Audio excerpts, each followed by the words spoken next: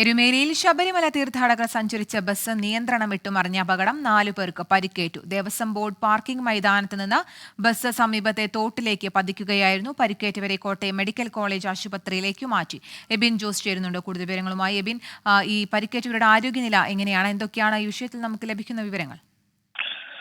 കീർത്തന, ഇവരുടെ പരിക്ക് ഗുരുതരമല്ല എന്നാണ് നമുക്ക് ലഭിക്കുന്ന വിവരം. കാരണം വാഹനം പാർക്ക് ചെയ്യുന്നതിനിടയിലാണ് ഇത്തരത്തിലൊരു അപകടം ഉണ്ടായത്. പാർക്കിംഗ് ഗ്രൗണ്ടിൽ നിന്ന് നിയന്ത്രണം വിട്ട് താഴെയുള്ള തോട്ടിലേക്ക് പതിക്കുകയായിരുന്നു.